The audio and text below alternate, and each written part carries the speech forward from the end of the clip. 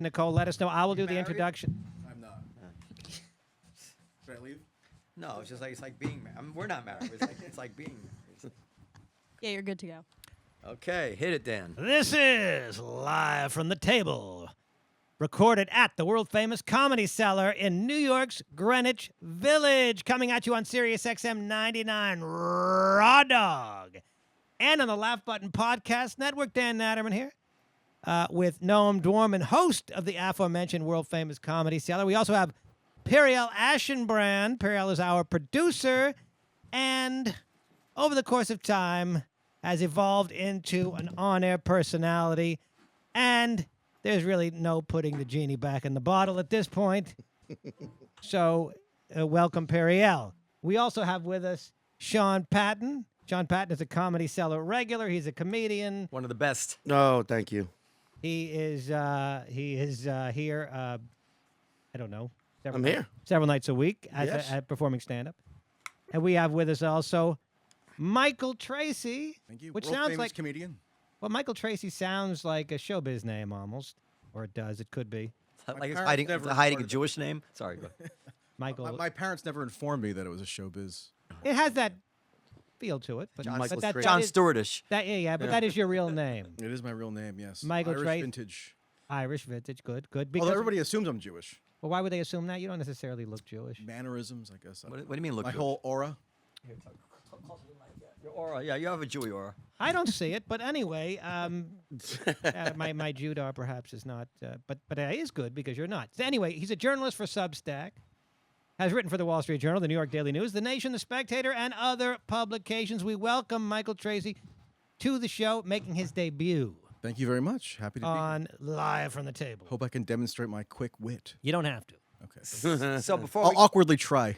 but That's not before we get to his expertise, you want to talk about the week in comedy? Well, Dan? first of all, I want to just talk briefly to our dear friend Sean Patton, who I believe has never done our podcast before. Actually, au contraire, I did it when it was actually at the actual table. yeah. That's correct. We used to do it downstairs. I wish we'd go back downstairs. Yeah. Now the pandemic's over. Why can't we go back downstairs? We can. We It's- can. You have to make that call. We have to get the video set up. Yeah, we have to get the video set I, up. I prefer it downstairs. It was me and Norman were the guests. It was a while back though. Just It a was couple of Louisianans. just a couple of southern occasions. southern Nutria boys. Sean, Yeah. is there anything that you have upcoming that's of significance you'd like to Yeah. discuss? I think I shot my first ever special in February in New Orleans, and we just finished all the post of it all, and I'm hoping it comes out by August. I don't know. We're shopping it around. I know very little about it except that it's premiering this year. It's my first ever. And what? So if you Yeah. fail to sell it, will you put it on YouTube like so many people have and have done so with great success? We'll see. Because I mean, the thing about YouTube is people think, for every super successful, for the 3 or 4 people who've actually had mega hits on YouTube, there's dozens who have, barely any movement traction? at all. Yeah, it's like YouTube is still YouTube. It's still an algorithm. It's like Norman. Speaking of someone who's massively successful on YouTube, he already had a huge YouTube following before he put his special on. People don't realize that he didn't just put it out there and then 8 million people saw it. He already had like a pretty huge following, and I'm terrible. I'm terrible at this. I'm god fucking awful at the social what media about game. because I was I'm trying. I need to maybe get on that. Maybe I don't. People are having success with it, and Yeah, if you makes say for sense. every success story, there's several people that aren't successful, but Yeah. people are It's doing. like for every Mike Tyson, there's only people out there who Yeah, are there's all the- dying at yeah. 55 with brain damage. yeah. but Instagram and TikTok, people are putting up clips of their stand-up or putting up clips of other stuff. I'm trying. I'm getting better at it. But people think nowadays you just got to put it on YouTube and bam, it's like no, there's still a lot involved. Now, if I don't sell it to a streaming service, I will. Don't say that. You're going to sell it. I will figure it out. I will. You're yes. going to sell it. I'll figure it out. John, I love the special. Your advantage is Yeah. that you have a certain status among comedians. So at a minimum, you'll get other comedians to recommend your special. If it's on Like, YouTube, I no. assume that Norman will say, he'll tweet I out hope. or Instagram. I think that they all will. Do you have any famous friends that can help you out? Amy Schumer? I don't know. I got you guys. No, but Why can't people like your friends, like Norm or do something, set it up so that when their video finishes, the next on the autoplay goes directly to you? That's or not your friend? that's in That's- YouTube's in charge That's of the that. algorithm. Yeah, that's YouTube's in But- charge but- of that. but Well, Nor- you can set it up as a playlist. You have some control over that in some way, I think. I think maybe, but I mean, I also know that like while it's awesome when you have friends who succeed and when they want to do things for you, that's great. But everyone's kind of it's become like every man for itself, every comedian for themselves, even the successful ones. 'Cause, You like, can definitely put a link yeah. at the end of it, like Yes. grab say, please after this, why don't you watch my friend Sean Patton's video, and then they have like 30 But seconds. I mean, to I click. think at the end of the day, you don't wanna ask most for that. successful people at least had some helping hand along the way. I don't think. Sure. I mean, I've had like Ari is a sweetheart and has done so much for me, and I'm thankful for him. And Norman's done. I mean, like I've got friends who will help, but like I at a certain point you got to find a way to do it on your own, and like it's hard, but. Ugh. we got to make sure I'll that happily promote it if it aligns with every aspect of my political worldview. Exactly, yeah. It doesn't challenge Totally. any of my presuppositions. Where are you from? New Jersey. A very pro New Jersey set. Okay. Can you when we That's very finish, can you important. give Periel exactly what it is that you would like for our producer to cut in, our serious producer to cut in a sample of your stand up at the top of this? Yes. So that Thank so you. I just want to say that Dan hates when I say things like this because he's very insecure. But the truth is that you are one of the short list of comedians that I believe are actually gifted. Oh well. Like actually a gifted, natural, born head and shoulders talent above many other comedians. I've always felt that way about Well, you. I'm not insecure unless unless you're implying that I am not on that short list. Then I might be upset. You can perform in French. That's impressive to me. Yeah, he has that. yeah. So no, and you're a guy who is just naturally talented and funny. It comes easy to you like swimming. And maybe that works against you in a certain way because it's hard for you to become like a honer and a strategist, and because you have so much that you can say, so many ideas. I remember when you first started the Cellar, it's like do that set that I saw in Montreal, and then you went Yeah. downstairs and did 6 other things. I was like, no. Yeah. I mean, thank you. That's very flattering. But I mean that from the bottom of my heart. I mean, I and absolutely thank mean you. it. That means a galaxy coming from you, man. I mean, that's awesome. Thank you. But there is like, I wish I was better at. I just entered the world of comedy at a weird time when I put too much faith in management and representation, and agents and people who said we got this, and they didn't. And I'm not blaming them entirely. There was a lot on me as well, but Sounds a little anti-Semitic. Well, that it's anti-industry. I'll admit that. Like, but What's your special called? number one? Nice. now the word special. It used to be called a special because like HBO would have their specials where it wasn't a series. It would just be a one-off. one-off, And so it was yeah. called a special. But now the word special has sort of taken on a different meaning. Special just means basically any 45 minutes to 1 hour of comedy. Right. If Is a it's not, special. if it's longer than 15 minutes, because I've seen people putting out half-hour specials now. Yeah. And like people say that they'll be like, I have a half-hour special coming out on Comedy Central. I'm like, great for you, but I remember when that was just called a half hour. Well, I think it was called a half-hour or special. let's get Or a on. You want to talk about Chappelle? Let's talk about something else. Yeah, Well, Chappelle. Chappelle. Chappelle. For or against. So what did the Chappelle thing make you think about, Dan, or anybody? I mean, not much of anything. I mean, like people are making this in like this is a pattern. Like, okay, first Chris Rock was hit, and then Chappelle was hit, and I think Howie Mandel said something. He tweeted something about this being the end of comedy or something. That's he's ridiculous. catastrophizing. I you mean, know, Chappelle, but- Chappelle, he's controversial. It's going to happen, but it's not going to happen again. I doubt it'll. I bet it'll never happen to him again. Did you hear what he said What? after he got attacked? No, what? It was a trans man. Yeah. Well, that was, I mean, he's a great genius, but even I could have come up with that. Have they speciously ascribed any kind of ideological motivation to his attacker yet, or is that Mental illness, pure mental illness, I believe. The guy's like a mentally ill SoundCloud rapper, I believe. Oh wow. Yeah, it was like I'm pretty sure it was like living on the streets. He apparently had a song called Dave Chappelle that had nothing to do at all, no reference of Dave Chappelle at all. Just he named it that for the clickbait. We have I mean we have a Has lot his of SoundCloud blown up? Yeah, is he huge now? Take note. Yeah. So two things. So actually, I've been getting a lot of calls from the press, asking all kinds of questions like, "Are you having more security? Is this a trend?" And blah blah blah. And then I got a call today asking me if the famous comedians are walking around with bigger security details now, whatever it is, which I didn't even want to answer. But I don't think it's a trend. I don't even think that it's related to the Chris Rock thing in any. That was totally spontaneous and. I do think it might be related to the general trend of violence in the face of people who feel aggrieved in some way. But now that I'm finding out the guy's mentally ill, Well, also like it has more to do with January 6th Right. in a way than it does with Chris Rock's slap. And people like the Chris Rock slap. People like the thing about the Chris Rock slap is let's all remember it was Will Smith at the Oscar. It wasn't like a rando at a comedy club. It wasn't like a crazy right wing person. It was a Or left-wing person. or left wing person. It was a wingless. It was a Make it wingless easy. bird. Yeah. It was a yes. It's Well, true. there's always a tendency to draw connections between events that are disparate, but Yes. for narrative reasons, you want to have some kind of causal attachment to one another. When Chris Rock was struck at the Oscars By Will Smith. by Will Smith, yes, I used the passive voice.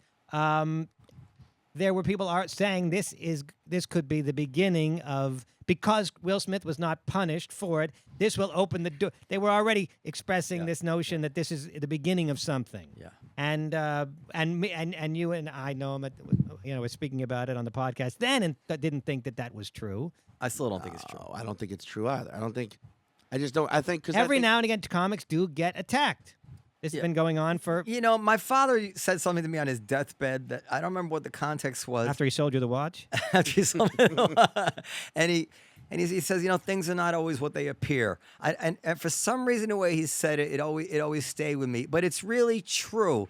And so, for instance, just speaking of January 6th, remember this guy? Was his name Sicknick, the cop? Yeah. So they told us his cop was killed. He got hit by a fire extinguisher. Then he was spared with bear spray. And of course, it didn't seem hard to believe. Like he was a cop. January 6th. And next day he drops dead. Right. And people calling him a murderer. But sure enough, they did an autopsy and they found out no, the guy died of natural causes or something. Yeah. So Timing. so there are these coincidences, and you could go through a whole list of them. And it's just good to breathe and understand that two incidents a trend do not make. Well, They just don't. for years, every president elected in the year zero between 1840 and 1960 all died in office. And Oh, I believe that. well, no, it's true. I'm They not did all kidding. die Like, in that- office. that's meaningful. But everybody thought this was like the curse of Tecumseh because apparently, I think William Henry. Do you know about this? William Henry Harrison. Was it William? I think he went to war against. Well, no, he died only a couple months into office because he contracted Pneumonia or something. pneumonia or something. I think the legend was that he contracted it when he was delivering his inauguration He speech. wouldn't I wear don't know a if that's jacket. exactly His mother true or told him not. to wear a jacket. But the curse was supposed to be like an American Indian curse, I think. Yeah. They said now every president will die in office every 20 years on the year that if they're elected in a 0 year. And like 90s. Okay. yeah. So Harrison, 60 was Lincoln died. 80 was whoever that was. Reagan. No, that's 1880. But Garfield. and so when Reagan was elected, it was in 1980, and people thought, well, he's going to die in office, and he never did. So anyway, but the point is, a string of coincidences is a lot longer than Chappelle, Chris Rock. Yeah, these things happen. But there is a trend. I mean, even the mentally ill thing. I mean, I tend to discount like this guy Unless the Dylan curse- Roof. Unless the curse was only supposed to last until 1960. Dylan Roof was the crazy shooter. white guy who shot up Yeah. the church in was it Charleston. yeah. Charleston. Anyways, he is clearly mentally ill.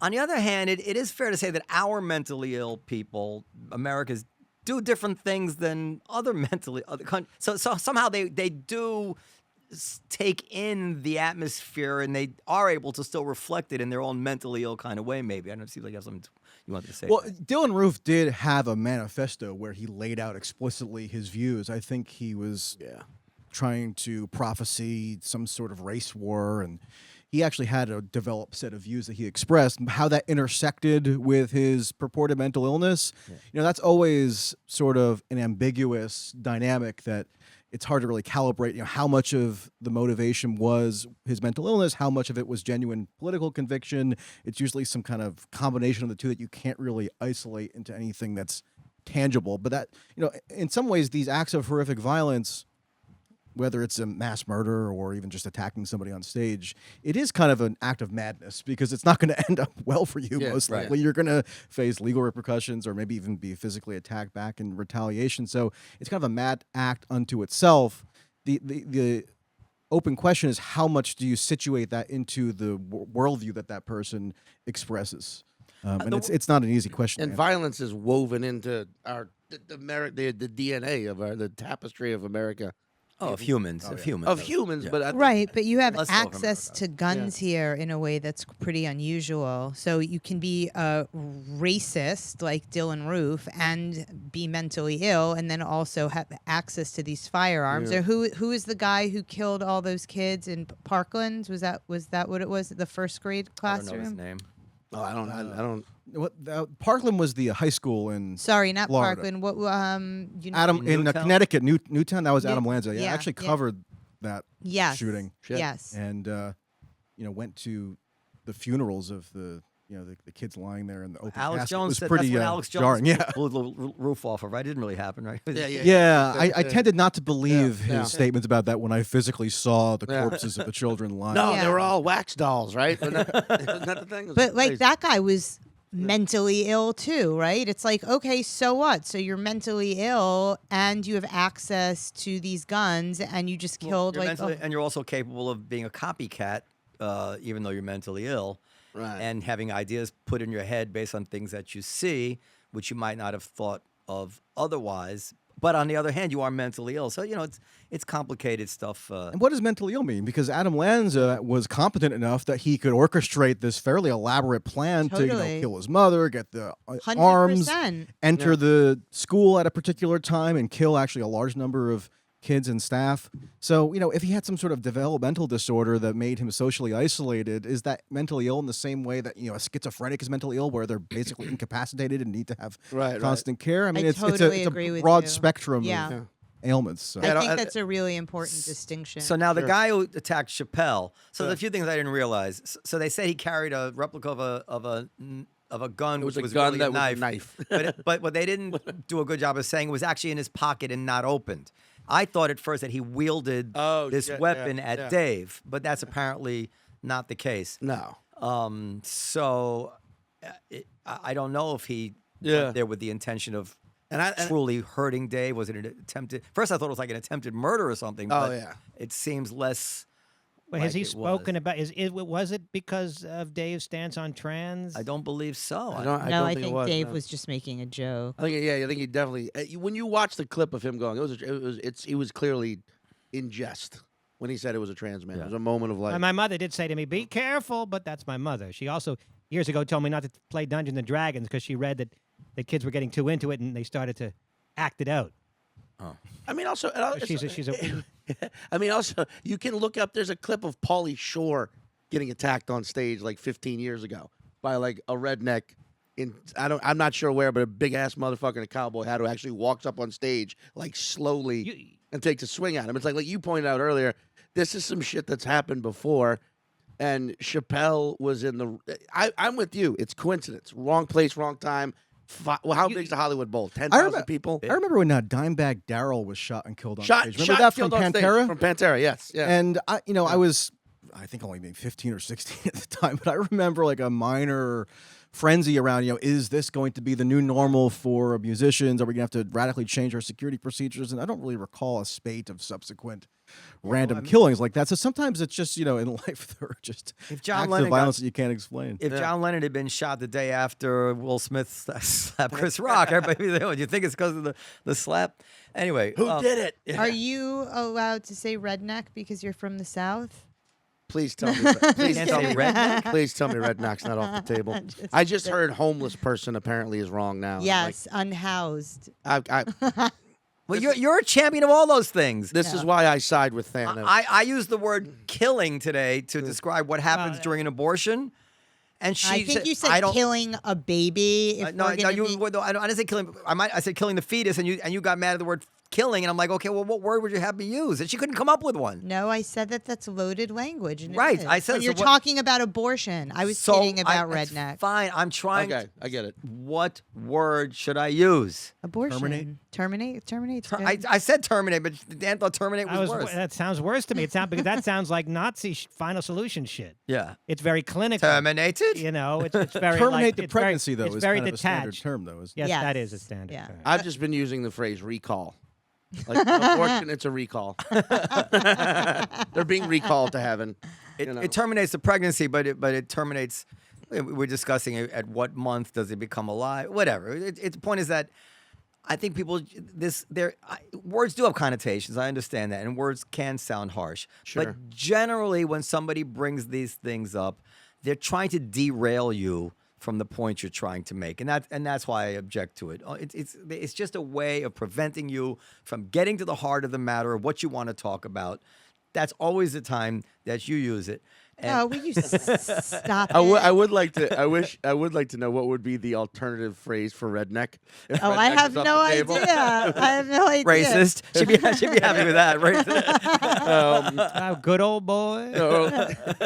You just do away with the fetus, squelch it, something. Well, Noam came up with a perfect solution. What was that? The That- final solution? What was No, it? that you have the baby, but then you. Oh, don't start with that. She was comparing it to capital punishment, blah, blah, blah. And I said, well, okay, maybe we should just have the baby and put in life without parole. This sounds like a freshman dorm conversation That's with it. lots of bong hits. That's exactly what Periel is like. As a matter of fact, I've had these conversations when I was a You know what? That is so easy to just like dismiss it like that, but that's fine. You guys can move on to Ukraine. By the way, she's doing a character. That's not really. Hey, I'm in favor of late night bong hit riddled Yeah. philosophical discussions that go absolutely nowhere. So you didn't happen to come to our Village Underground debate on the Russia causation of the Russia, whether NATO was responsible for Putin invading Ukraine. Did you come to that debate? I didn't. I was abroad at the time. I would have come. This was a debacle. Was it? Because Who were the participants again? I don't remember. Peter Beinart was hosting. Peter Beinart, Oh, right, Julia yeah. Yaffe, and some people I don't know. You would know their names because these are all people known in it, but I didn't know the names. Well, the But involvement of Julia Yaffe doesn't make not surprising. she was fine. No, look, Okay. she was great, but she's on one side of it. But Yeah. the problem was, I've been very intrigued by this Mearsheimer realist Yeah. argument. Whether you agree with it, don't agree with it, it deserves to be listened to and thought through. Maybe it's partially true, whatever it is. It's reasonable. So yeah. So I commissioned this debate or whatever the word is, and they came back to me after when it's like day before with 4 people, none of whom believed in that argument. 2 of whom said, "Well, we can do it. We're just going to do it as an academic exercise." I said, well, "That's never going to work. No one's going to." So predictably, the debate turned into basically 4 people Agreeing with one another. agreeing with one another, or if there was disagreement, it was just to how much worse Russia was. Right. But you seem to be a pretty convinced by this Mearsheimer argument in general that United States or NATO are quite responsible for Putin invading Ukraine, and that and it was much of it was predictable in some way, correct? Or you Well, first of all, I think Mearsheimer is persuasive by and large in his. so you're gonna have to tell analysis. listeners who Yeah. don't know. John Mearsheimer is a professor of international relations at the University of Chicago, well-known figure in the field, often delves into controversies, but he has enough of a stature. His eyes just communicated to me. You know what he said about the Jews. Well, he did write with Stephen Walt, who was a professor at Harvard, a book on the Israel lobby in 2007, which, as you might imagine, didn't go over well in some quarters. Yes, But my it dinner was a- table. Go ahead. And he was denounced and called every name in the book, and but because of his pedigree and that of Walt, he was able to at least get a hearing for the argument, whereas a lot of other people wouldn't. And And he's even discussed this in hindsight many years later and said that none of his colleagues would really come out and publicly defend him, even if they maybe privately agreed with some of the points that he was making. And basically, the idea was that an pro-Israel lobby exists and influences American policy, and that was largely. We can talk about that another day. I reread it recently, and I reread Dershowitz's very long rebuttal. Yeah. I thought Dershowitz. Whatever, but anyway, but I don't want to call the guy anti-Semitic. But tell him about Russia. Go ahead. Well, yeah, and so he also has this fairly distinct view in his field and American public life writ large on Russia and Ukraine and the role of NATO, as it interacts between those two. And since the 2014 coup or change of government or putsch or revolution or whatever you want to call it, when the incumbent president Yanukovych was essentially ousted from power, had to flee, and this more pro-American government took power. So that Periel, there was a. I mean, coup is a loaded word, but there was a different leader in Ukraine. He was elected leader, and then he was chased out and replaced by the guy who was more friendly to the West. Yes. And there was some evidence. There was a phone call by Newland. Who's back in power now, or now in the State Department. Where the Americans seemed to be discussing, kind of the lineup of who would take over. There's no more evidence than that I've seen that we were involved. But go ahead. This is an important event in the minds of the people who feel that we caused this, because it from Putin's point of view, it was like America's fucking around in their backyard, getting rid of the democratically elected people who were sympathetic to a relationship with Russia. And what would we do if this happened in Mexico? And what year is this? 2014. This is 2014. Anyway, so after that event, which it's controversial as to whether you describe it as a coup or a revolution or whatnot, but after that change of government, Mearsheimer was publicly saying that if the U.S. were to intensify its military involvement in Ukraine, this would eventually antagonize Russia to the point of provoking a larger conflict. And you can go find a column, an op-ed that Mearsheimer wrote in the New York Times, I believe in 2015, where the headline was something to the effect of "Don't arm Ukraine," because it's going to spiral out of control, and this is regarded as an existential issue for that Putin we're and leading the Kremlin. Ukraine down the primrose path, and Ukraine's going to pay the price. And that was borne out, really, and because Mearsheimer's advice was not heeded over the course of the Obama, Trump, and Biden administrations, the U.S. military and NATO more and more integrated with Ukraine, basically turned Ukraine into a de facto outpost of the U.S. military, where they're constantly holding exercises on Ukrainian territory. They're fostering what they call interoperability, so this seamless dynamic between the U.S. military command and the Ukrainian command, which we're actually seeing now in effect over the course of the war with this intelligence sharing arrangement, where it was just revealed last week through the New York Times reporting on these leaks that the American officials basically provided the intelligence that led to the sinking of this flagship Russian warship. And to help kill the Russian generals. And to kill generals, yeah. Just crazy that the Times reported that, and crazy that it was leaked. Yeah. So basically, Mearsheimer's fundamental view is that the West, and namely the U.S., is more to blame for the conflict in Ukraine than Putin. I don't know if I would necessarily distill it quite that crisply, because Putin on his own agency decided to launch a preemptive invasion in February, which has to be kind of analyzed on its own terms.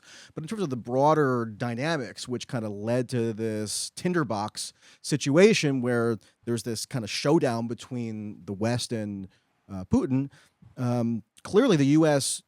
actively sought to take a number of actions that they knew would aggravate Putin to the point that maybe he would take a rash action such as this. The current CIA director, William Burns, back when he was ambassador to Russia in 2008, wrote basically memos back to the State Department saying that Putin views this as a red line, right? Putin views expansion of NATO into Ukraine as a red line and will act accordingly. So it was well known for years that if the U.S. were to pursue this path by militarizing NATO, militarizing Ukraine rather, promising it that it would ascend to NATO, eventually that it would erupt potentially and lead to something like we're seeing unfold today. So I think the broad thrust of Mearsheimer's analysis is probably accurate, but he receives an enormous amount of consternation because he's accused of apologizing for Putin, right, or defending Russia, or not admitting that Russia is fundamentally evil and But condemning him forcefully enough, Isn't this etc. the same argument when people say, well, you don't go to a bad neighborhood, and they say, well, now you're blaming the victim. Well, it's not excusing the perpetrator, but explaining, one of the causes. Yeah, I mean, I think there's something to that analogy, although when I make kind of variations of this argument, or at least make points that are associated with this general worldview that's associated with Mearsheimer, one thing I'll get accused of is, blaming the woman for wearing a short skirt if she's, sexually assaulted or something. And I don't think you can really reduce these complex geopolitical dynamics into like interpersonal interactions in a way that really But I'm holds just much trying to, water just to highlight the analogy. difference between explaining why something happened and assigning blame. Yeah, I think You can say that the United States had a role to play without taking any blame away from the Russians. right. I mean, you could also do something as simple as just look at what Putin has said. I mean, even this is now considered taboo to just sort of listen to his words without endorsing them, or accepting that they're justification for the invasion. But if you look at what he said in his speech on February 24th when the invasion was launched, he devoted paragraphs to this issue of NATO expansion, exactly as Mearsheimer foresaw, and how he views that as justification for Russia to launch this attack because they view it as a hostile military alliance encircling them. And it is true that NATO expanded over the years, and even people call Trump this colluder with Putin, and that he is conspiratorially kind of in hoc to Putin and had all these dodgy arrangements supposedly. That sort of dominated Trump's term in terms of the popular perception of him, at least by way of the media. But NATO actually expanded under Trump's presidency twice, and Trump signed off on it, and that's the number one thing, or one of the main things that Putin objected to. So Trump on a policy level didn't actually coddle up to Putin whatever he might have said rhetorically. And so it's gotten to this point where in 2021 the Biden administration signed a formal security arrangement with Ukraine that contained this assurance that Ukraine would able to be one day join NATO, and that was first birthed under George Bush in 2008, and Biden continued that into 2021, and at a certain point, Putin calculated, I guess, that he had to take this action. Again, it doesn't justify it, it doesn't excuse it. But it's helpful to at least explain it with some degree of impartiality, so you can understand why things have unfolded. What does it say about? I mean, what does it say about the current state of the media and all that everybody is not fully aware of this point of view? Like, why are the news networks, they will not cover it. On their roundtables, they don't have somebody like you making those arguments. You don't have to agree with it, but this is the others. It's a Pat Buchanan type view. They don't like Pat Buchanan because type views. people are fucking stupid. Yeah. We got social media. We got distractions. Education has become less important. People are getting. Look, man. I mean, I'm 43. I look back 20 years, like people have gotten fucking stupider. Yeah. The trend is stupid now. It's cool to be stupid. It's not fun to be educated or well versed in politics or even in language. You're dropping words just in this conversation that I'm like, man, I haven't heard people on the street say some of this in years. And it's not, they don't want you to pay attention. They don't want. Well, is it that sort of when people refer to the elite, it's sort of, maybe right. You're alluding to this sort of revolt against the quote unquote elite. Right. The guy that I don't want to be an elitist and read a fucking article. It's we deserve whatever's coming. That's all I'm saying. Please don't reveal to the audience that I have my thesaurus open and I'm referring to it. No, there's actively, cameras. They can see. Okay. It is part. It just occurred to me, so this might be silly, but is part of it? There's a subtle implication to this argument that Trump was kind of right to have wanted to bury the hatchet with the Russians when he came in, when he had the chance. and every time he made a move in that direction, every feint in that direction, everybody accused him of being Putin's puppet. Well, that's a big component of it, because one of the ways in which liberals and leftists were radicalized under the Trump years was on the assumption that he was colluding with Putin, right? That he was somehow abetting the rise of who they regarded as their chief geopolitical foe, because Putin was more and more depicted during that period as this exporter of like white nationalism or right-wing insurrectionist philosophy. And if you recall, there was always theories going around about how he was behind the scenes sort of orchestrating any kind of right-wing insurgent movement that popped up anywhere in Europe or in the U.S., whether it was France with Le Pen or Brexit or Trump. And so in the popular liberal conception, Putin was enemy number one, right? And that basically caused a major shift in how liberals and Democrats view the issue of Russia. Yeah. Prior to Trump's term, you would be more likely to have advocacy for some sort of détente or an improvement of relations amongst liberals and Democrats. But once Trump became so intimately associated with who they view as this nefarious global scourge, then that totally shifted. And so you see that kind of informing the consensus today around the war in Ukraine, right? Because of that radicalization, because there's been such an animosity built up toward Putin on the idea that he installed Trump illicitly into power through this Manchurian candidate scheme. Periel believes all that, by the way. But go ahead. Okay. Yeah. Well, we can get into that if you want. But, because that's the prevailing theory, it then forecloses any possibility that there could be, negotiations with Putin or maybe even concessions made to him in order to avert war. And then on the other hand, you have Republicans who, there's a tiny minority of Republicans who have a different view where, that's more reminiscent of Pat Buchanan or something, where they're not kind of just diehard anti-Russia zealots. But by and large, if you look at the Republican Party, for example, in Congress, they're totally gung-ho on antagonizing Putin to the hilt and arming Ukraine as much as possible, and maybe even going further with some kind of troop deployment or what have you. So you have this convergence of different sort of strains of ideology that have congealed into this totally intractable consensus. I go on Tucker Carlson occasionally and make points that are similar we to don't this. like Tucker Carlson. Well, on this show. I know it's whatever your view of him, he does allow for an airing of opinions and perspectives that are evident virtually nowhere else in the media. So that's why you don't see this perspective voiced. Number one, because people who are in the media have to be hyper conscious of their reputations amongst their peers and colleagues, right? And if you're saying something that could be castigated as Russian disinformation or apologizing for Russia, that could have real cost for you professionally or socially. I'm fortunate where I'm in a position where, I'm largely funded by my readers and such, so I'm not kind of always walking on eggshells, worried about who I'm going to offend if I make certain of these points. But by and large, the rest of the media is, and they don't want to, subject themselves to that kind of controversy. So the right wingers, to a large extent, it activates their like preternatural anti-Soviet memories, right? So that so we'd said on this show, and we were not pro-Trump, although I was much less anti-Trump than most people. Have we said it or have you said it? No, what's that? Have we said it or have you said it? I said on the show that we don't talk much at the about time people would bring this up like, how else can you explain Trump's Trump has to be controlled by Putin? How else can you explain his sympathy for Putin? And I said at the time, well, it's he takes every other Pat Buchanan position. Why wouldn't it'd be out of character for him not to take this Pat Buchanan position? And I remember saying, but if you think the sanctions against the Russians are never going to leave Crimea. I remember. So sanctions until the Russians leave Crimea are sanctions till the end of time.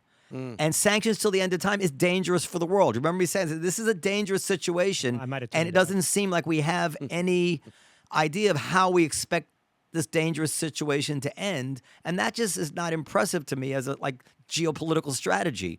And people would accuse me of defending Trump. I was like, well, just tell me how they're never leaving Russia. They're never leaving Crimea. You don't think the Russians are leaving Crimea, do you? Because of some sanctions? No. Well, then what do we do? The thing with Trump is that people fixated so unwaveringly on his rhetoric and the things that he would blurt out or tweet on a daily basis, right? And that informed how they perceived what he was doing. Yeah. And on occasion, it's true that he would say something like, when he was first got into office, he did the Super Bowl halftime interview with Bill O'Reilly, and Bill O'Reilly famously or infamously asked him, is Putin a killer? And Trump sort of equivocated and said, we don't kill people, Bill? Yeah, you don't think we kill people, so that was taken to be a defense of Putin. Okay, fair enough. That statement was a departure departure from what most presidents would say about the leader of Russia. But on the other hand, if you look at the policy that the Trump administration actually implemented, it was much more hawkish on Russia than the Obama administration. Well, the problem was Ukraine. he wasn't tweeting that out, though. Well, Like, it's a matter of public perception. Like, if he's not putting that information out there and instead just they're letting him run fucking amok on a major social media platform, that's going to inform the opinion of everyone. Well, I mean, that information was out there, though, and he would occasionally talk about it, but it didn't comport with this narrative of collusion and conspiracy that somehow binded Trump and Putin together. If talking about Ukraine, one of the main grievances cited by Putin was that the U.S. and the West have been continuously arming Ukraine, and Obama refused to do that over the course of his term, and despite pressure from Hillary Clinton and others to go ahead with that. Trump did it. Trump did it because Lindsey Graham and John McCain successfully lobbied him to start sending the weapons into Ukraine. I think the difference is, if I could channel Trump, Trump is always looking for leverage for, this might be giving him too much credit, for some sort of deal that he wants to make. So he was more hawkish with Russia, but I believe with the intention of creating softening them up so that he could make a deal with Russia to end the hostility. This is his Kissinger view. Kissinger apparently went to speak to Trump in the Oval Office, or maybe before. Kissinger viewed that Ukraine should be some sort of buffer state between. Yeah. So everything we know about Trump indicates that he likely would like to have settled this with Russia on some terms that were he didn't do it though. No, actually, Sergei Lavrov, who's the Russian foreign minister, gave an interview last month to Indian TV. How could he have done it with all the Russia scandal stuff going on? They would. Well, that's the thing. They would have hung him out to dry. Well, that's another component of it. Actually, whatever intent Trump may have had to improve relations with Russia was basically undermined by this domestic political pressure, where he had to constantly demonstrate that he was not collusively in some sort of arrangement with this arrangement with Putin. I want to read something to you here. Go ahead. So I am interested in the Mearsheimer point of view, but there's kind of reminds me of the Chris Rock thing. Like, just because Mearsheimer said this and then Putin 6 years later or 8 years later did invade, doesn't mean Mearsheimer was right. Mearsheimer could have also been lucky. It was a long time between 2014 and 2022. But during the run-up to this, here's my question. So I read somewhere, this is probably by a guy who his name is Michael Kaufman, Okay. Yeah. Okay. He's a Russia military analyst at CNA, I think is the name of the think tank. So he wrote this before the invasion, so you respond to it, and then we'll talk about things. It says, Moscow has not only been asking for things that it knows it cannot attain. This is talking about Putin's demands. That it knows it cannot attain, but it has been doing so in a manner that will ensure that it cannot attain them. Serious negotiations are usually done behind closed doors. By publicizing its demands and refusing to unbundle them in a way that might achieve compromise, and I'll add, and wanting them in writing, Russia has made its diplomatic effort appear more performative than genuine. Do you think that's correct? Do you think that Putin, the die was already cast? I think there may be some truth to that. Putin did put out that manifesto type statement on the history of Russia and Ukraine last summer, where he went deep into the weeds of the history, back to the beginnings of the Soviet Union and these long-standing ties between the countries that seem to provide something of an intellectual basis, at least by his lights, for subsequent invasion. But is it possible he already made up his mind that the trajectory of Ukraine, NATO or no NATO, is they want to be a European nation? They're trading with Europe. They're taking on Europe. Why would they want to be with us? There's only one way to settle this, and he probably assumed it would be like a week-long war. We'll put our foot down, and that'll be the end of it. What's to lose? Well, I don't know what he assumed about the tactical progression of the war, but it is possible that it was a foregone conclusion that he would have invaded. On the other hand, you'd think it would be the imperative of the American government, especially the State Department, which is led by the Secretary of State, the chief diplomat of the country, to do everything in their power to avert a war like this. And from the outset, once this whole situation was lurching toward a potential military kind of climax, Antony Blinken, the Secretary of State, said there was zero possibility, it was not going to be on the table that the U.S. would revise its position on the NATO open door policy, meaning any country can theoretically try to get into NATO. On the other, while simultaneously he said that there was no realistic possibility that Ukraine would be joining NATO in the near future. So why were they so dead set on maintaining that so-called open door policy of NATO if they could have just put it in writing and at least had maybe it was a long shot attempt, but an attempt nonetheless at averting the war? They didn't even bother trying to do that. They didn't engage in any real diplomacy. I mean, and the thing about wanting the assurances in writing stemmed from Putin and a lot of people, including in the West, believing with a lot of justification that when Gorbachev was negotiating with the George H.W. Bush administration in the early 90s around the reunification of Germany, that he was given this verbal assurance of not 1 inch. So there's a book out about that now, eastward. which kind of disputes that, or you read that? I'm sure I didn't read it, but Surratt's book. Yeah, I mean, there's dispute over it, but the point is that whatever commitment might have been made, it wasn't put in writing. Hold on. So I would just say, and then let's move on to something else. That I understand why they can't put it in writing just because he demands it. I mean, I would have thought that we can't just pull out of Afghanistan, when they tell us to go and leave everything like we did. But if you had a choice between I would have revising the open door policy of NATO or averting a war, wouldn't you prefer to avert the war? I would back channel like Kennedy did, say whatever I had to do, give assurances, whatever it is. But I would not allow the United States of America to submit to the threats of a guy on the world stage. We're not doing anything wrong. We have every right to. Ukraine has every right to their autonomy if they want to be in NATO, whatever it is. He can't. It's a very dangerous precedent, I think, to publicly say, okay, yes, Mr. Putin, we'll put it in writing for you. If Putin was serious, that was his beef, then behind closed doors, I believe, and everything I know about deals, when both parties want to make a deal, they do. And I feel that's why this quote that I read to you rang true to me. You don't do that publicly if you really expect to get it. You do it quietly behind closed doors, where Biden has the latitude. Like remember Obama famously said, "Listen, after the election, tell Vladimir after the election, I'll have a lot more latitude to whatever that was about." Similar, hot mic, yeah. You can't do it in public. So I'm gonna give Biden the credit for that. Well, we don't really have any evidence at all that they've engaged in any background. No, we don't. So why haven't they been doing that? Henry Kissinger. That you could be right. That story hasn't been written yet. Henry Kissinger is almost 99 years old. Appeared at an event this past weekend Do at the Kissinger, Financial Times. Dan, do your Kissinger.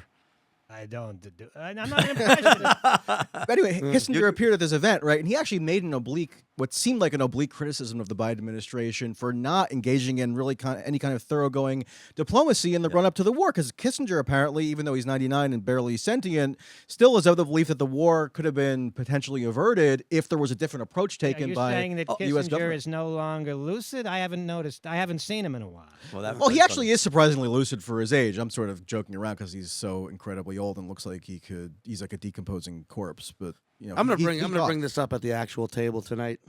Like, what do you guys think about the hopping? Was it the guy who wrote the theory? Mearsheimer. What do you guys think about Mearsheimer's article? Like, conversation as usual. Let's get into it. bring up some academic. So don't get me wrong. I'm not saying they handled it right. I'm saying that I see why they didn't publicly submit to that demand. What they did behind closed doors might have been completely incompetent. So let's talk about. First of all, Noam, you mentioned that this was the subject of a debate here at the Comedy Cellar. We should mention, for those who don't know, that the Comedy Cellar, in addition to being a comedy club, Noam likes to have debates. Because Noam has 3 rooms here. He's got 4 rooms. 4 rooms. So there's plenty of room for other shit and experimental stuff that has nothing to do with comedy. You should do one of these debates at the room in Vegas. I'm assuming there weren't many laughs during that debate. No, that debate was not. Probably not. But do you have plans for another debate? Yeah, I do. Well, what top topics? We're going to do something with foreign. Is it foreign? It's either foreign. I think it's Foreign Affairs magazine. I get Foreign Affairs and Foreign Policy confused. But we're going to do some stuff with them, co-branding debates on stuff. I love the debates. The last one really kind of disappointed me because you want fireworks in a debate. You don't want 4 people who agree with you. If I was involved, I would have brought a whoopee cushion. And then this guy, Max Blumenthal, is that his name? Yeah. So apparently he was supposed to. Apparently he's a controversial character. I never heard of him, but I didn't care that he was a controversial character. That would have been Was fun. he slated to? He was slated, and then participate at first? without me knowing about it, he was Well, if he was there, it would have been fiery. If there would actually have been some difference of opinion had he been there. So it's unfortunate that he. Well, was what topics disappointed. do you have? I mean, yeah. aligned? Can we also do a Whether the Holocaust happened or not was No, what you're I not wanted really going to do it. I wanted I know to. you actually wanted to do it. I wanted to do Why it. not between comedians? Why not let there be one with comedians debating? Yeah, we should. Well, if the comedians are informed about a particular Exactly. topic, That's what I'm like saying. for Let example, people sign up. yeah, if you wanted the flank steak versus the strip steak, then the comedians. That or actual if you have comedians who are like, I would like to talk about the Henry Kissinger. well, I'll ask you a question about comedy. Yeah. Is it true that female comedians, particularly of color, don't get a fair shake in the industry and in the club circuit? I mean, I don't think I can answer that because I'm not a black woman. I'm just not a black female comedian. I don't know. Or brown, Indians and Pakistani, that kind of thing. Why don't you ask them? I'm sure they'll tell you. I don't. Well, Noam doesn't trust their opinion. No, well, You have no, to ask the white guy that question? no, I'll tell. So we were we were accused of this, and it got me looking at it. But and of course it's not true here. But then No, the Cellar's very diverse. but these are things are written by people who've never been here. Yeah. But I'll tell you where it Wait, let me- doesn't hurt is on the Tonight Show. yeah. So Zarna, Zarna. Zarna so, Garg? Zarna Garg. Now she's a regular comedian down here, and she is destroying. I mean, she is lighting up the room, and the audience loves her, and she gets a lot of spots. And yet, I see that she's actually not being used By her choice or by the club owners? by the club owners, as far as I can tell. She's not being used. You But talk did you about ask clubs her in if the- she's tried to get onto other clubs? I don't want to disclose too much. Take Okay. them. Take. You're them- saying she's not. If being I'm bringing it up, believe me, I wouldn't bring it up if I had reason to think otherwise. And I said to myself, you know what? Knowing when you have an act who destroys, Right. And you see that they're not getting work at the other clubs that normally someone who destroys on that level would think be getting. It no longer becomes tenable just to say, "Oh, this is just nonsense." I say, "Well, what's going on here? Is there something?" Yeah. I don't think it's racism, but is there something in sense of people of such different walks of life can't appreciate? I don't know. Well, of course, every club is different. Certainly, some clubs might feel that women of color are not their ideal demographic for their audience. They might be racist, or they might just feel like it's not good for business. But let's look up at the stand. Let's look at who's coming. Let's look at their lineup and see if we can find evidence of what Get you're us in just- trouble now. Dan loves to really push it one step too far. Go ahead. Okay, Go so ahead. for example- Let's upset the stand. Go ahead. Sean, you want to make a disclaimer that because you work there? Say, No, Dan's words have nothing to do with yours. It's also like that. I'm sure there are definitely. I know there are clubs out there that you look at their lineup sometimes and it's like, oh yeah, that's 16 white dudes in a row. And I know there are clubs that are the opposite. I know it's just Here's it is different. the main room. We have Nope. Aaron Berg, Karen Fee, and this is May 9th in the main room at the stand. Tonight, yeah. I'm witnessing drama transpire. Aaron Berg, Yeah. Canadian, so there's diversity there. There you go. Karen Feehan, she's a woman. Yeah. Sean A Patton, woman of color. Yeah. Karen Feehan No, is not a she's- woman of color. She's Okay. Irish, I guess. Sean Patton, who's Cajun. Yeah, there you go. So Cajun Irish. Ashley Hesseltine, who is a white woman. Andrea Jin, who I am assuming is Asian. I don't know. Or married to an I Asian can't. The guy. picture is very small. I had to enlarge the picture Yeah. to get a true feeling for her ethnic. Yes, she's Asian. I enlarged the picture. She's Asian. How can you tell then? Because Go I ahead. enlarged- Go ahead. Drew Dunn, Alex Pavone, who looks somewhat Hispanic, Bobby Tamburo, I guess Italian, Ari Shafir, Jew. Jack Jew. Razzo, and Justin Silver. So there's no women of color, but on May 10th we have Ted Jones, white man, Andrew Ginsberg, Nico White, a black man, Chanel Ali, who is a black woman, Emma Willman, who is a woman of bisexual. Not bisexual. I think she's I believe full on homosexual. full on homosexual. Shane Don't insult Torres- her. I mean, Also full on homosexual. I'd be hard pressed to accuse them of shutting out women of color. I'm not accusing anybody. I'm asking I am asking you guys the question. Daphne, May 10th in the indoors room. Daphne Springs is a woman of color. Yeah. I'm not accusing anybody. Yeah. Well, but you're saying, is it more difficult? I'm asking. Listen, this is a common accusation we hear in Right. the industry. I have always of course, been every club- skeptical of it. Yeah. And yet now something has come across my, experience But you're talking about that, one person. that requires me to say, well, Yeah. have you been? I'm not saying it's true. It's like, well, it caused me to take Right, a closer look. It's like, well, what's going on here? Well, number one, it could be true. Yeah. I don't know the people that booked the stand. I didn't say the stand. Yeah, you no, said the stand. Yeah, why did I get the stand in my head? Did you? I mention the wasn't. stand? I was. You're way off. Yeah, I don't read the I don't- backstory of this stand tension. All right, let's go. And also, but she's relatively new. I mean, sometimes it takes a little while for word to filter down. Yeah, I mean, maybe. There's also, I mean, I know of the majority of the bookers I deal with. Most of them seem pretty inclusive. Yeah. I don't think and I see a lot of, but also that's a good point Dan's making. Like, it depends on what we're talking about here, because there are so many fucking comedians in this city, and in this country now, where sometimes it does just take a while for people to become aware. There's so much out there, and also killing almost isn't enough these days. It's crazy to say that, but it is. It's almost like you've got to consistently be so good at such a level for anyone to even pay attention. No, I think the clubs generally undervalue killing. I think that's one of the advantages we have, is that we're very simplistic that way, and that the other clubs have complex, deep visions of comedy and the arts and how it should be, whatever it is, and they cast their show in their own image and blah blah blah blah blah. We don't really do that. I think we should come to a consensus on the question of whether women of color comedians have a hard time in the industry just as a group of white people, and then just go tell them what we've determined. I think that will go over well. I have a I question. hope that they don't. Well, yeah. I would also say that on the road, it might be that the funny bone in whatever sure. city might feel that their demographic would prefer one kind of person or another kind of person, and I don't think Zarna has much interest in going to the funny bone, but forget about Zarna. Why? For a She's moment. actually been touring around all the country now. Has she? Yep. Well, I think. But in any case, it might be that a club owner in Cincinnati or wherever might feel that their customers would be better served by. I think Zarna's doing very well on the road, actually. She is. Yeah. Yeah, I'm sure she is. I was just wondering if Well, She's I very think- universal, actually. Go ahead. Yeah, I think so too. I think that's part of the point, is that it doesn't matter what you are, right? If you're So you're saying you're skeptical about the Well, there's always these types No, of I'm the not saying that at Seinfeld will never all. go. He's too Jewy. There's always some conservative guy in yeah, the, in no, the I'm office not. I'm somewhere saying the opposite of that. Dan, my question is this: do you know Mearsheimer?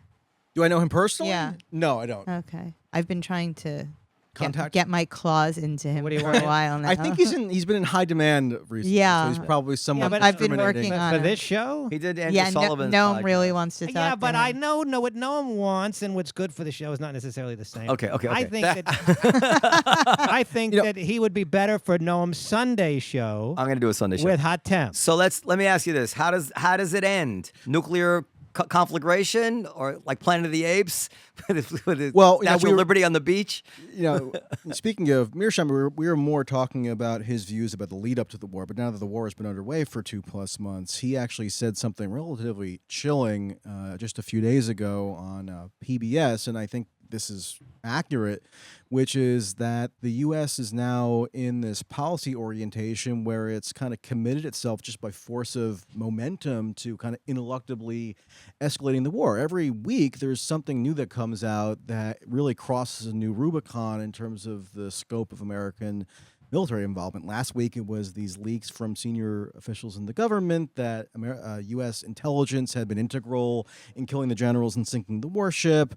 You had Biden going and proposing $33 billion to Congress to allocate for Ukraine, which could get us invested now for a much longer period. Even just today, I don't know, I think might even be, as we were just talking now, Biden is signing into law a revival of the Lend-Lease Act. And Lend-Lease was this program that Franklin Delano Roosevelt pioneered in 1941 to send material and armaments and other provisions to Great Britain before the U.S. formally entered World War II. So if we're now getting into a position where we're kind of preparing to mobilize on the order of something at least akin to the last World War, you think it should at least prompt a more wide debate about the implications and what are we talking about here in terms of what we're committing ourselves to. But that debate really hasn't happened because there's such a huge stifling effect. Because if you articulate pretty much anything I articulated, I don't think I came across as particularly extreme or out of my mind. But if I were to say that, in a public venue that's maybe less hospitable, I would automatically get maligned as pro-Putin. And I probably wouldn't surprise you that a lot of people online feel no compunction about telling me exactly Is Putin dying of cancer? I heard that he's dying of cancer. And is that the solution to the problem? I mean, I don't know. I don't have his cell phone number. Well, but that Periel told me he was dying of cancer. I've heard that rumor. Actually, the CIA director was asked about that this Saturday and just kind of brushed off the question. How much of this is a one-person issue? If Putin is gone, does the war end? Or is there somebody behind him that's going to carry the torch or the baton? Clearly, maybe so. I mean, he's been in power for 22 years, so you consolidate a lot of sway over that time period. I think maybe we have to send one of our mentally ills to go tackle it. On Dylan Roof. Well, that's why you. It's like Zoolander. Yeah. That's why you see a lot of politicians now, some more overtly than others, saying that the end game of U.S. policy now has to be the removal of Putin. So effectively, regime change. I mean, Lindsey Graham yesterday was on Fox saying we have to take Putin out, and this isn't just about aiding Ukraine and helping them win and giving them defensive armaments or something. No, it's about striking Lindsey at the heart Graham of the Russian government. Something else. Well, He goes didn't from Lindsey kissing Graham Trump's ass? A few weeks ago, or maybe a month ago, Lindsey Graham said the Russians, one of you Russians, need to do the right thing and take out. No, yeah, he tweeted that. Where is the? He made some sort of analogy to like ancient. But Greece would or that? something. Do you think that could solve the problem? Just the elimination of one man is a one-man issue here. Well, I mean, I think it's dangerous to be if we eliminate cavalier about regime change in Russia, which, as you might know, has the world's largest nuclear arsenal. So, who does that fall into the hands of if there's a sudden rupture in the power structure in Russia? I mean, we were fortunate when the Soviet Union dissolved that it didn't all go completely haywire, but that was kind of just an accident of Listen, it's history. quality over quantity with nukes. Everyone knows that, okay? And there's also always a possibility that someone more fervent than Putin takes power if he's out. So you're saying, like, if we take out Noam, somebody that likes Zarna even more, I'd give him the power. Well, I think Perfect analogy. I think if he's assassinated and it looked like we were involved in the assassination, that might lead to the Russians, doubling down in some way. But if he were to die of natural causes, I think that would be good because the next guy could make some concessions without losing face. That would. I mean, who knows? I just, from an American standpoint, when Biden gave that speech in Warsaw, Poland at the end of March, and at the climax of the speech, he basically made his own call for regime change in Russia, saying Putin must go. Man must not be allowed to remain in power. Yeah. I mean, that was immediately quote unquote walked back by these administration officials who do this good cop bad cop routine where they say, oh no, Uncle Joe didn't mean that exactly. But Biden was really only just articulating what U.S. policy had been geared toward at that point, which is to facilitate regime change in Russia. That's the point of the sanctions, which are about crashing the economy. That was the point of, continuously escalating the grade of weaponry that we're sending. So, at first, warplanes were a step too far, but then we figured out a way to do it. Well, we have, heavy artillery, tanks, etc. I mean, we'd be happy with regime change, but we'd also be happy with just a stalemate and Russia. Well, but why should we be? I mean, does U.S. imposed regime change tend to work out particularly well? Given recent history. I mean, why should we be happy with? Sean's got to go. I do have to run. Go ahead. Yeah. Is that Go a ahead. Fitbit you're That's a wearing? Fitbit, yeah. So the Fitbit, do you find it valuable? Yeah, Seems to be working, Sean. 15,000 a day. Imagine if I didn't. You'd have to drag me up here. Okay, so Sean is going downstairs to do a set. All right, I'm going around the Where corner you going to and the then stand? the stand, and then You go to back the here. I'm going to carry you down the stairs. No, I'll be all right. You're going to the But stand. I gotta go. I know, right? I'm gonna go tell him what you said. No, no, I'm going there and then I'm coming back. So I'll be all over. Yeah, I wish you hadn't started trouble with the stand because it wasn't I didn't the stand. stand I know, trouble. I know. I defended the stand. I said I don't see any evidence of wrongdoing. But on the part nobody of the brought up the stand. I'm a buffer zone between you guys and the stand. stand. Somehow the stand got in my head. I don't know how. Sean Patton, his new special. What's it called? Number one. Number one. Number one. You know what? Keep it simple. These comics, they have these names for their specials. They put too much thought into it. I say, keep it easy. Special number one, whatever you want to call it. There's multitudes of The band reasons when you Chicago watch it. named every album a number. Remember Yeah. that? Chicago 1, Chicago 2, Chicago. Sure, and it didn't seem to hurt sales. The No, point no. of the matter is, very soon you can look forward to the special, whether on streaming, whether on YouTube, wherever it's going to be. We'll let you know at the time. But Yeah. I'm sure it'll be worth seeing. Thank you so much for having me. Sean, Thank Patton, you everyone. so love much being for Thank you, Sean. coming, Awesome to Sean. meet you. John, I have to Thank- ask you honestly, did you enjoy the experience?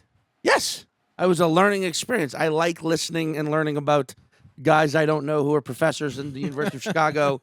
I'm going to read on this guy now. Okay, good. And because I'm- I Good feel stuff on YouTube too. when I Yeah. invite somebody on the show, or when I ask Periel to invite somebody on the show, I feel responsible for their I always- well-being. I like learning, even though I'm not good at it. I like learning. It's a hobby.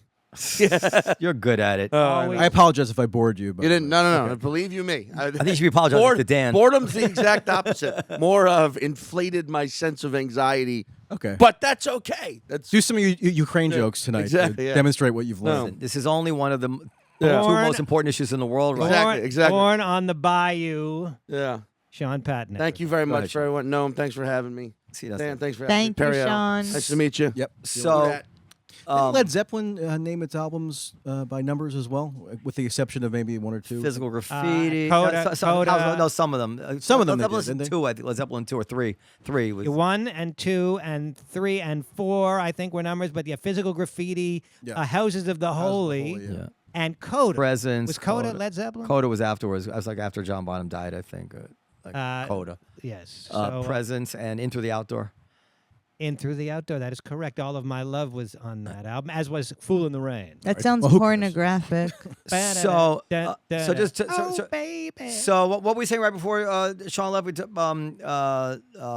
Where are we headed, essentially? Biden. How it started, how it's Well, going. I mean, the new Biden, when he made, nowadays. there was sort of this farcical thing that happened when Biden made that declaration during a formal speech in a foreign capital, calling for regime change in Russia. Which Oh, is- yes. it was immediately How's put up- regime change been working out in recent history? Well, yeah, it was walk back. And he Not said, well. We should be happy if there's regime change in Russia. And I said, well, are you so sure about that? I mean, name me an example of U.S. imposed regime change anywhere in the world that has turned out well. And this would be orders of magnitude beyond anything the U.S. has ever attempted before. In terms Well, of- I you know, would Russia is not say- like Libya. I would say in response to that, that just as the analogies that were made to defend Afghanistan and Iraq were made to like Japan and Germany in World War II to defend regime change at the time, it's probably not fair to compare Russia to Afghanistan or Iraq in terms of what you could expect it to turn out. Russia is not a minority population ruling over, a majority population. Russia is not Afghanistan. Russia has a culture which I think would be pretty stable within a certain, plus or minus thing. That most likely. You don't know, but Putin's a bad dude. Well, sure. I mean, but I think the burden has got to be on the people who are proposing such a dramatic step. And so if you are proposing that the U.S. attempt to facilitate regime change in the country with the world's largest nuclear arsenal, again, the onus is on you to at least give some tentative explanation as to why that sounds like a wise Well, where I decision. totally agree with you is that the stakes are much higher than they were in Iraq or Afghanistan. And that you're right. They have whoever is going to take over has the ability on his, if he feels like it, to destroy the world. So you'd like to reduce the odds of that. The devil you know, devil you know is in this situation much safer than the devil you don't know. The other I thing, get that. None of this sounds very promising. no, Things work out. I think You'll see. one ought to be extremely pessimistic about the state of things because the thing with the U.S. policy making apparatus, particularly in the national security realm, is that it takes on a life of its own at a certain point. So once the ball gets rolling, it's hard to change course. And really, since the invasion was launched, the U.S. has been doing everything in its power to essentially escalate short of a direct intervention. And there could easily be some incident where, maybe Russia strikes a supply line into Poland or something, or there turns out to be special forces inside Ukraine. There already been reported to be British special forces inside Ukraine, so maybe there are Americans as well that we don't know about That'd yet. be crazy. Maybe they get killed or abducted or something. World War I wasn't launched by countries who consciously set, or leaders who consciously set themselves, we want to start a world war. It was just sort of this kind of Rube Goldberg machine where you end up in a spot that's kind of beyond your individual also, capacity if control. if my knowledge of World War I is any good, which it's not, The Archduke of Ferdinand. but I think Archduke everybody Ferdinand. thought it would be. They were all sort of gung ho to accomplish what needed to be accomplished, and they thought it'd be over very quickly. Just like this. Well, yeah, I think that's broadly right, and Let's ask one last question. I have to go play my gig at 9:00. Okay. If you could install, in retrospect, one leader of the last 50 years as president of the United States to handle this situation in the way that you think you could, have the most confidence in, who would that leader be? last 50 years. Or you can go to any time frame. They're But talking about presidents or president. Okay. yeah. Although you can Or change the question to come up with anything interesting you want to say. Or but comedy club owner. Who owns the stand? I think it's a Seems like a diplomatic fellow. it's a consortium. Okay. Well, maybe we can get them in like a brain trust and run U.S. foreign policy. It's I think there's a mystique around John F. Kennedy that is exaggerates his benevolence as a leader, because he was a hardcore Cold Warrior, and he tried to, run to the right, if you want to put it that way, or demonstrate that he was more hawkish than Nixon in 1960. That's how he got elected. But when push came to shove and the Cuban Missile Crisis happened, He handled it he very did well. negotiate this backdoor deal where the U.S. agrees to take missiles out of Turkey, and then the crisis diffuses, and that was pretty much the closest we got to worldwide nuclear annihilation prior to this current situation. So that seems like probably a superior approach, not endorsing everything Kennedy did, and he was much too hawkish for my taste, with the invasion of Cuba and all that.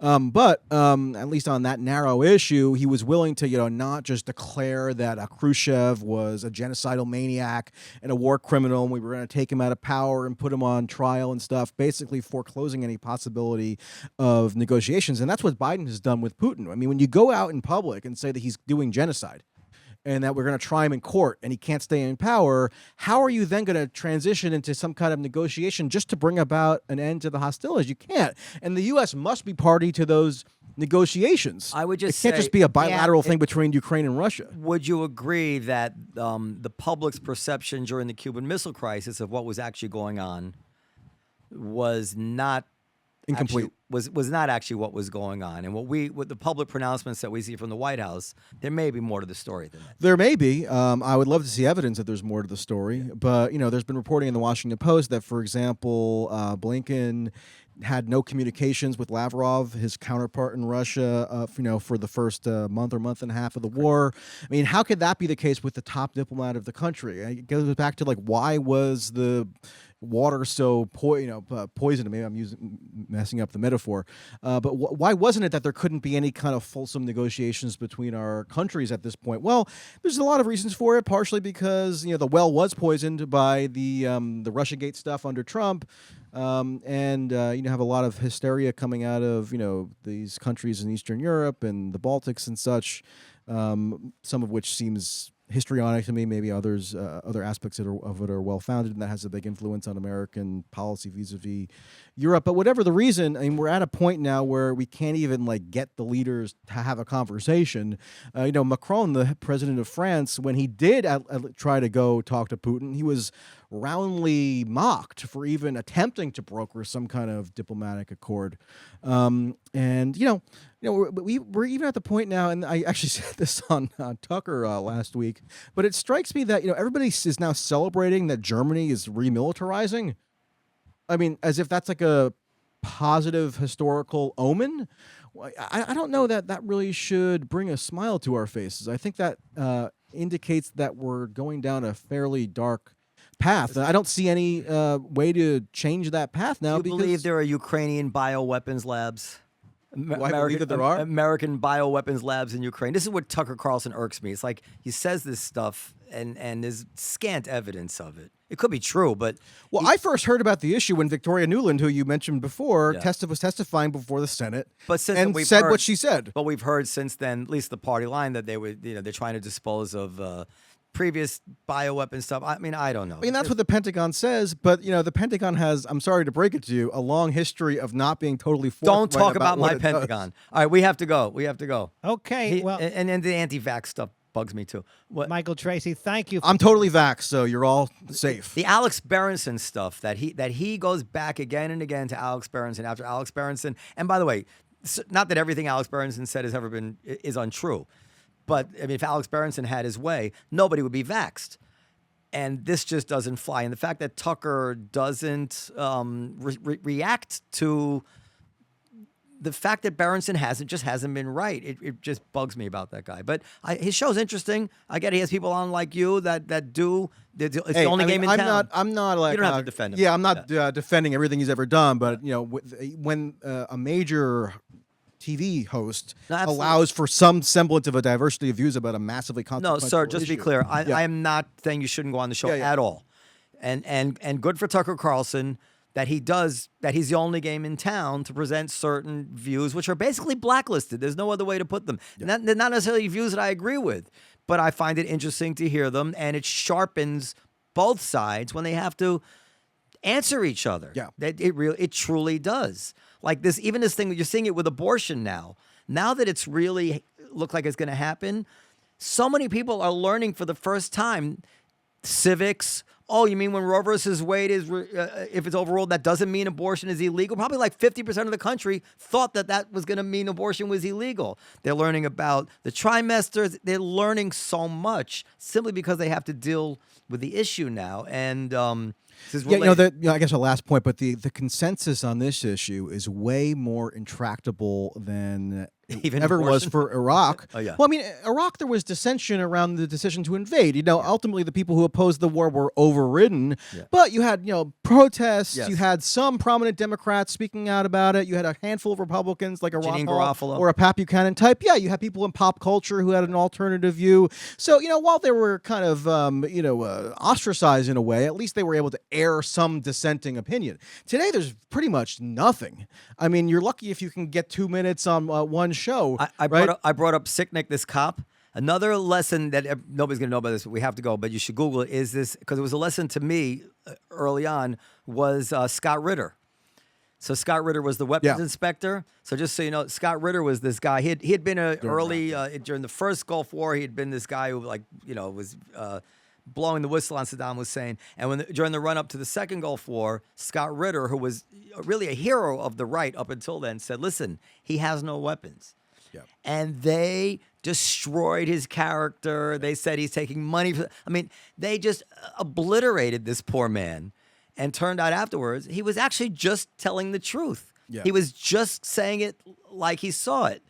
But they did everything they could to just slime him and ruin him and make him look like he was just a corrupt guy who would, sold out his country to take money from Saddam Hussein. Yeah. Just to give you a And quick you have to bear things like that in mind. Just a quick example. We're at time, but Biden is signing this Lend-Lease revival bill today.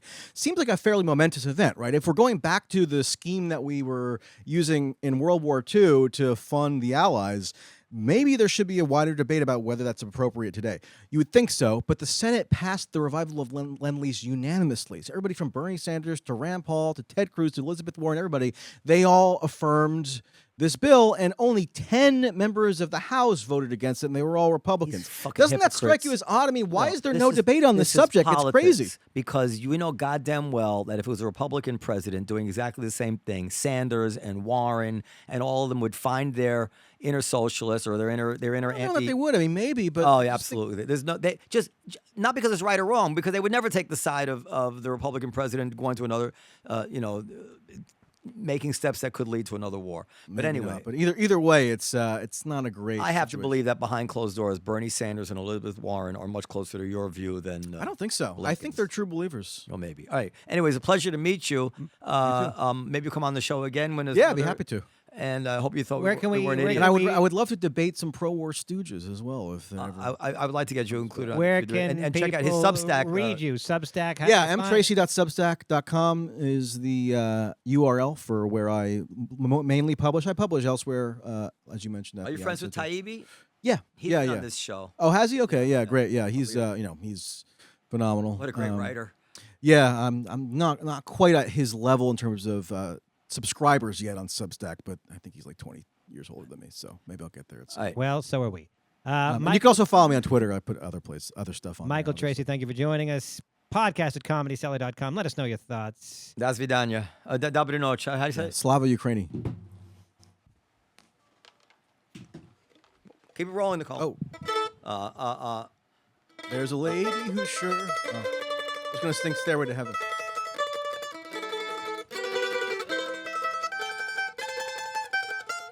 You know what that is? Ukrainian national anthem. Are we still on air? Okay. It's a famous Russian song. Oh. It's called Moscow Nights. You don't know it? I don't know it either. It shows you how